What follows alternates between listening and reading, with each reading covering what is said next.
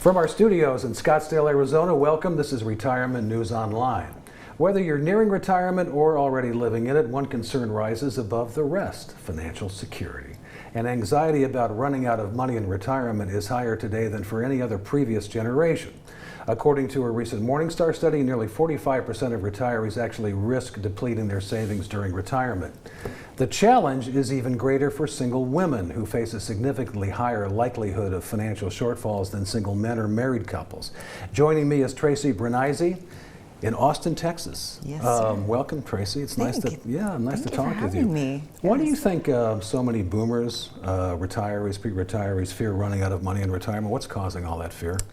Well, longevity, for one, to poor planning or poor expectations going into retirement. So not having the right conversations early enough to where they feel secure in their plan for understanding what income they can take without stressing the system or depleting the system is, I mean, in a nutshell, that is just it. You know, and on that topic, so I would imagine, if I'm guessing correctly, that a lot of the people that you see in the beginning really don't have an income plan. So they just have this asset that they're hoping, really, it's going to turn into this income. And that's more common than it probably should be. How do you start income planning for somebody like that? One, it starts with education around how they need to look at what they've built. So we have two phases, right? The accumulation phase, and then we move into distribution phase. Shifting a mindset from accumulation, and you go to work every day, you get a paycheck. Well, when that paycheck stops and you're shifting your mindset to, okay, well, now I'm my own payroll, and I'm going into distribution. So my assets have to distribute a certain level of income without, impeding my life. I still need to live, but understanding what the income that you can take early, the earlier you understand what your expectations are, the easier it is to plan for that. And when we are talking about taking income from what you've built, what we've worked in, nobody wants to work forever. But are there other ways to get passive income moving into retirement? That's another little de-risker. Let's talk about that. Okay. So you mentioned longevity risk earlier. Yes. So you have someone who comes in, let's say they're 65, they're about ready to start taking income for retirement. And that means that if they're healthy, it's likely that a couple like that's probably one of them might live to be 90 or more. Absolutely. That's 30 years of retirement potentially. So we protect the asset, right, to make sure that we don't run out of money, but we still kind of have to provide growth at the same time. Absolutely. Over that time. How do you do both? Because that's usually mutually exclusive. Take enough income to meet needs, with the understanding that if those needs exceed a stress point, you run the risk of depleting the assets. So that conversation it's a constant conversation, right? A constant reminder. If you are only talking to them once a year going into this phase, you're failing them. So the income that they take, it's math, right? It's if my assets are growing and performing over here, it's simply taking a look at the empirical data on a regular basis to see, are we taking too much, are we taking too little, and staying on top of it, not dropping any balls.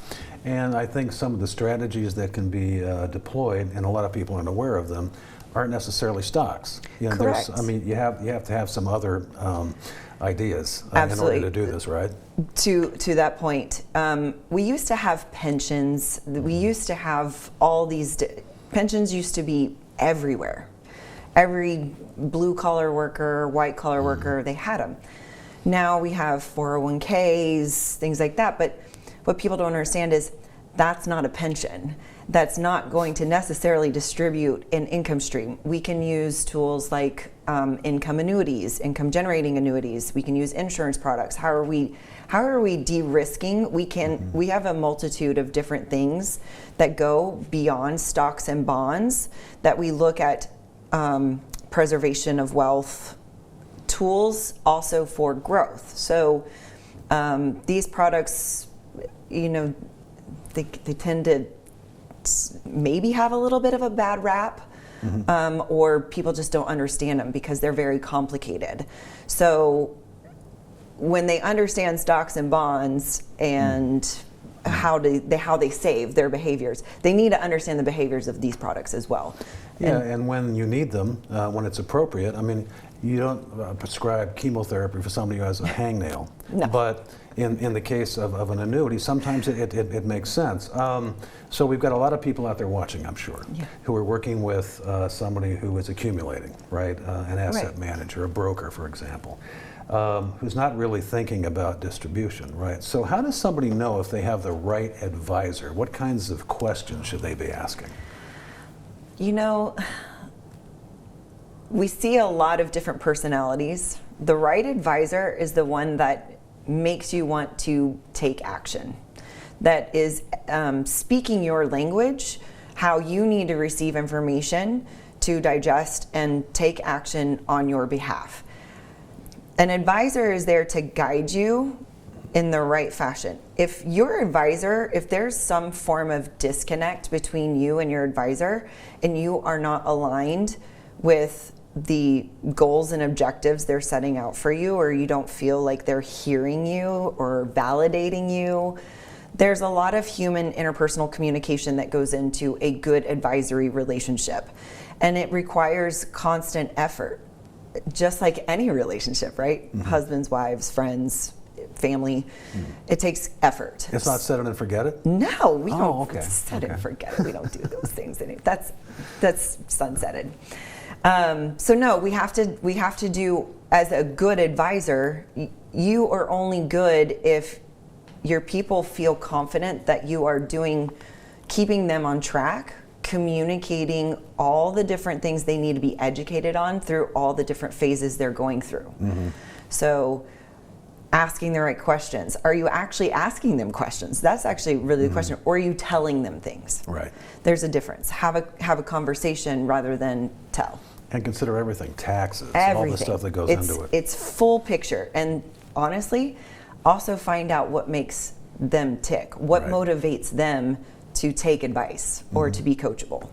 She is Tracey Brenneise in Austin, Texas. Tracey, thank you so much. Thank you. This has been Retirement News Online. You can find more at retirementnewsonline.com. Thanks for watching.